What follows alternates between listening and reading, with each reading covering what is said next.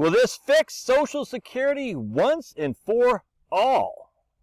Well, it's not really I'm trying to do oh man. Oh, there you go. Once and for all. Kind of like the Too Legit to Quit. Remember that? Too Legit to Quit or something like that? That song sucked, but the first MC Hammer album ever was fantastic, for sure. I don't care what anybody says, MC Hammer was a legend. Do you know MC Hammer used to be like a bat boy for the Oakland A's when he was 8 years old?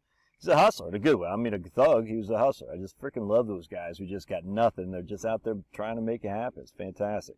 Sir Mix-a-Lot, by the way, is another hustler. And when I say hustler, I mean a good way. Just a guy crushing. Sir Mix-a-Lot did an interview about his business. It's just, it's freaking, let me see if I can't find it. Yeah, I can't stand this Vlad TV guy, but Sir Mix-a-Lot explains how publishing beats out royalties. He talks a lot about his business regimen or whatever it is. And he explains how his music never stopped making money. Just freaking great. I love listening to these guys. Not the stupid Ray Dalios of the world, but actually like guys who came up from nothing and did it. All right. Anyway, so here's my man Andrew Biggs, who just wrote that book, The Real Retirement Crisis, and you should buy it. He just published it a few months ago. I have yet to read it, but I promise I will. I will. And John Chauvin, Chauvin's been around for a long time. Man. I'm not sure how long Chauvin's been around, but I had a book I had read on Social Security back in like the 1980s, and Chauvin was a contributor to that. Graeber, I think William Graeber had written that book, and it was fantastic. And the interesting thing is, when I first started my channel back in 2018, I think it's July, I was doing videos on some of John Chauvin's stuff too. So it was very interesting when I bought that book from William Graeber that Chauvin was in there. And I said, oh yeah, that guy. Anyway, so here's the key takeaway. Social Security's trust funds will be exhausted within a decade. We all know this. The cause for it is a longevity rise, the rise of longevity. More Americans are surviving to retirement age and living longer in retirement. To partially address this funding gap, many have proposed increasing Social Security's retirement age. But increased life expectancies aren't equally distributed. Wealthier Americans are living longer than ever, but lifespans for lower income have stagnated. Interesting. We propose a way to increase Social Security's retirement age that would protect lower income Americans who aren't living longer. In the long term, this policy would address about half of Social Security's annual funding shortfalls. Our proposal addresses the fact that rising longevity has not been distributed equally. Wealthier Americans live longer and healthier lives. Life expectancies of lower wage workers are not significantly increasing. It is possible to increase the Social Security retirement age in conjunction with the changes to Social Security's benefit formula that would not hurt the lowest earnings Americans. Interesting. A stylized policy would effectively increase the full retirement age by 2 years for a middle earning employee and 4 years for the highest earners, while leaving benefits unchanged for low workers. All right, so I'm going to show you what he says here. Check this out. He talks about to meet the Social Security's funding gap by increasing the payroll tax would require an increase from the current low rate of 12.4% of wages to 15.9% in 10 years or so, with further gradual increases thereafter. And that would meet the funding gap right there. Other options to increase revenues would be increasing the maximum salary subject to Social Security, get rid of the cap and whatnot. However, resolving Social Security's funding gap through reductions in benefits would significantly reduce incomes for seniors, for whom Social Security makes about 20% of average incomes. Therefore, it's probable that a package of policy changes, including both revenue increases and benefit reductions, will be enacted. Our proposed reform has a narrative benefit of being tied to one of the chief causes of Social Security's funding gap, longer life expectancies. All right? Interesting. More Americans are surviving to claim Social Security benefits and collecting benefits for a greater number of years. In 1940, when Social Security first paid retirement benefits, remaining life expectancy at age 65 was 13 years. But now it's 20 years, a 50% increase. So in 1940, and this is the first mistake Andrew makes, and I hope he watches this video. How dare you, Andrew Biggs? How dare you? So we had what do you say? 13. If you reach in 1940, if you reach 65, you had a life expectancy of basically 14 years. Today, if you reach 65, you have a life expectancy of basically 21 years, a 50% increase. Yeah, okay, but our taxes have gone from 1 to 6.2. So while a 50% increase in life expectancy has been met with a 620% increase in taxes. So Andrew just conveniently forgets that, does he not? Yes, he does. By 2050, and goofing on Andrew. But anyway, by 2050, remaining life expectancy is projected to increase another 1.4 years, all right, if you hit 65, that is. It is therefore not surprising that many have proposed increasing Social Security's full retirement age. It would push Americans to work longer, which gives them more years to save and a shorter retirement than that for those savings must cover. Yeah, exactly. But where Andrew gets here, very interesting, is that not all Americans are living longer. Lifespans for the rich have increased as they gave up smoking and embraced healthier lifestyles, while barely changing for the lowest Americans who have suffered call from deaths of despair.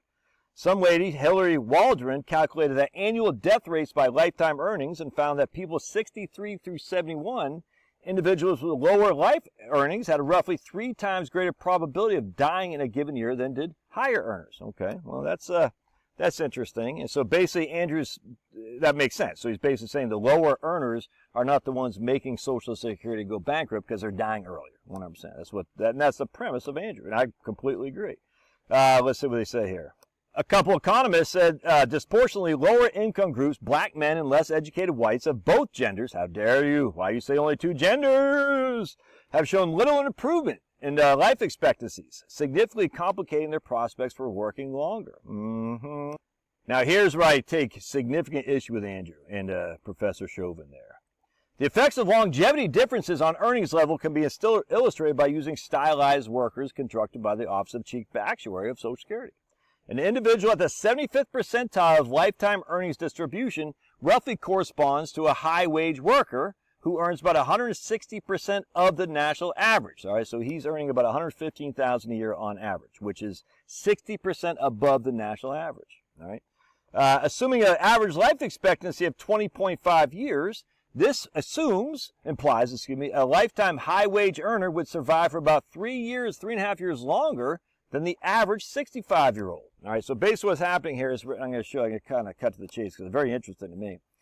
A lower worker dies 2.7 years before the average life expectancy. The high-wage worker survives 3.5 years beyond it. So the high-wage worker basically has 6.2 years of a higher living than the lower worker, and the higher earner has more income, so he gets a higher Social Security check. Thus, that was the funding gap, is what Andrew's argument is. But essentially, not all the way, but still.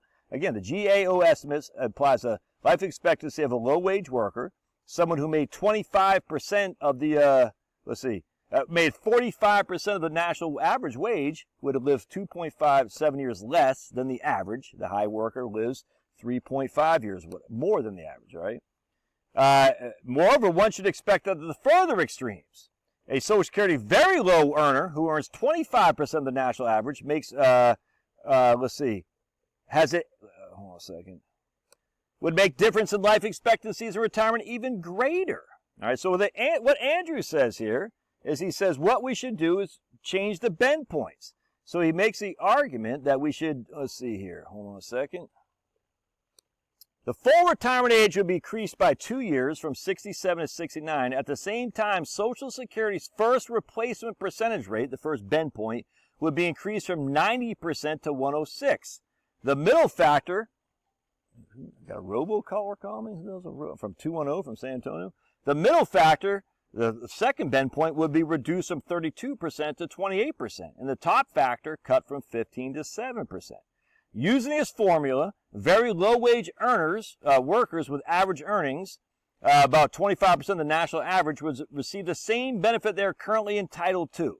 Middle-income workers would receive benefits 13.3% less, equivalent to a 2-year increase in normal retirement age. Workers earning the maximum would receive 26% less, approximately a 4-year. Hey, Kyle, stop, man. I got all these freaking spam people calling me. Which would be equivalent of a 4-year increase in full retirement age. All right, so Andrew's basically saying if we change the bend points from 90 to 106, 32 to 27, I think he said, and 15 to 7, essentially you'd be the low-wage worker would not be any worse to the wear. The middle-income worker would lose, I can't remember what he said, 15% or something like that. 13%. And then the high-end worker would be 20-something like that, 26.7%. Here's the problem I have with this. The very highest worker in Social Security is only making $178,000. Now that's a lot of money. Don't get me wrong. The max is $178,000 to be taxed. And here's, well, no, right here, the high wage earner. This is the high wage. So we got the high wage, median, and then the low wage. The high wage is only making $115,000. $115,000. And the thing that I don't like about this is, once again, the middle class is being screwed. These aren't rich people. I make more than $115,000. I raised a family of 4 on one income for many years, many years. So my average my Social Security benefit, as we sit here today, will be about $3,900 a month when I'm 67. I'm sorry, that's not breaking. If that is breaking the bank, then the bank was broken to begin with, is what I'm saying. So the idea that these high wage earners are rich, I think, you know how hard it is to save when you got freaking children? You know how hard it is to save even if when you're young and you got a mortgage? It's hard to save. The idea that, oh, Josh, you should have, instead of consuming, you should have been saving more. I just completely disagree with this. I just sent a check yesterday for $16,000 to the University of Auburn, or Auburn University, for my 3rd child. All right, we helped Maddie go through Georgia Tech. Thankfully, she has a Zell Miller. We're helping Chloe go to the University of Georgia. Thankfully, she also has a Zell Miller, but it still costs money. Liam, hopefully he'll get the UGA as well, and we'll have the Zell Miller, but it still costs money. All right, now, it's always the middle class that gets screwed. Andrew, and again, I'm putting words in Andrew's mouth, and I love Andrew, but I'm just like, why are we focusing on the high-end worker as if it's freaking Warren Buffett and freaking Bill Gates? The high-end worker is just me, your old buddy Josh. You know, freaking digging holes in the ground in the infantry, and I happen to come into a career that I enjoy, and it pays me, rewards me quite well, but I make more than the Social Security max cap, but I'm certainly not a high-end worker. I'm just not. $115,000, especially, let me show you something else too, because this is another thing that annoyed me. Andrew, I'm not going to be able to find it, but basically the BLS had a consumer expenditure survey from 2021 or 2022, had the expenditures of households. Households 5 or more spent, I don't know, freaking $90,000. Households with just one person spent $40,000. All right, so if we're going to encourage families to have children by saying you're going to lose your Social Security benefit, but you're still going to maintain these high expenses, and you're still going to have these taxes to pay, you're hurting family formation. It's just that simple. You're saying, hey, you're a high-end worker. Yeah, because I got 8 mouths to feed, 4 mouths to feed, 6 mouths to feed. I need more income to feed these mouths. If we're going to say the low-end workers, and we all know a lot of these low-end workers too, they're on Section 8 housing, they got Medicaid for income, for health insurance, they got whatever the hell food benefits are, I don't know if they still have AFDC or not, but they have a lot of transfer benefits that is not subject to taxation, is not part of their Social Security benefit. Middle-income workers don't get any of that stuff. We might get a child income tax credit, a refundable one for a couple $1,000 a year, but that's it. We don't get Medicaid. We don't get Section 8 housing. We don't get SNAP or whatever, AFDC or anything like that. Women WIC, if they even still offer that, I don't know. None of that. We don't get food stamps. It's all we're always so focused on the poor end. I'm like, and we got this is what Andrew, I don't understand too. The Republican Party is not the party of the low or the rich. The Republican Party is the party on the lower middle class to upper middle class. Entrepreneurs, self-employed people, and blue-collar workers. Thus, the poor people, they're going to be fine because they'll have all these transfer benefits that are not even part of what they get for Social Security, for their tax returns. All right, and as such, forget those people. What we need to do is raise that first bend point, or second bend point even, from 32 to 40 to give the lower middle class a bump.